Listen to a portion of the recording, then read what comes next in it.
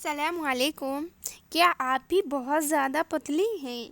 अगर आप बहुत ज़्यादा पतली हैं और लोग आपको देखकर कहते हैं तुम्हें कुछ करने की ज़रूरत ही नहीं है, तुम पहले से ही पतली हो, मजाक बनाते हैं, ये बातें सुनने में तो अच्छी लगती हैं, लेकिन सच्चाई ये है कि बहुत पतली औरत अंदर से इतनी ही जंग लड़ रही होती है जितनी एक मोटी औरत। पतलापन हमेशा सेहत की निशानी नहीं होती।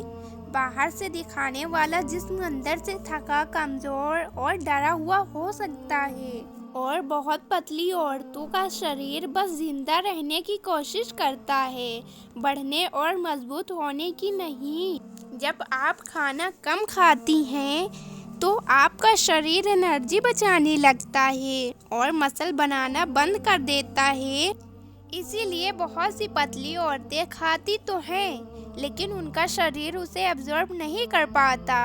और पतली औरतें सोचती हैं मैं तो सब खाती हूँ, लेकिन मेरे शरीर में कुछ लगता ही नहीं, मैं वैसी की वैसी हूँ, मेरे शरीर में कुछ लगता क्यों नहीं है। सच ये है कि खाना कितना खाया उससे ज़्यादा ज़रूरी है क्या खाया और कब खाया। अगर आपके खाने में प्रोटीन नहीं है, खाना हेल्दी नहीं है और दिन आपका चाय और बिस्किट पर गुजर रहा है, तो शरीर को वो सब नहीं मिलता जिसे उसकी ज़रूरत होती है। साइंस कहती है कि बिना प्रॉपर न्यूट्रिशन के शरीर कभी फिट नहीं बन सकती। फिट होने के लिए पतली औरतों को खाने से दोस्ती करनी होगी। रोटी, चावल, दाल, दही, दूध, अंडा और फल ये आपके वजन को घटाते नहीं हैं, बल्कि बढ़ाते हैं। और नींद को नज़रअंदाज करना ये पतली औरतों के लिए सबसे बड़ा नुकसान है। देर रात तक जागना और ज़्यादा मोबाइल चलाना। जब आप ठीक से सोएंगी ही नहीं तो आपके शरीर बनेगी ही नहीं। जब नींद सुधरती है तो शरीर खुद को बनाना शुरू कर देता है। और हर वक्त भूखी रहना, खाना स्किप करना या फिर अचानक बहुत सारा खाना खाना, ये सब शरीर को कंफ्यूज करती है।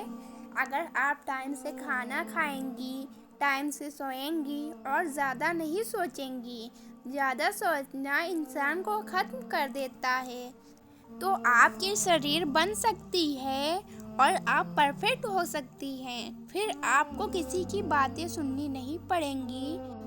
आप अपने नींद को पूरी किया करें, खाने में लापरवाही ना करें। तो आपको मेरी बात समझ में आई हो तो वो कमेंट करके मुझे ज़रूर बताइए।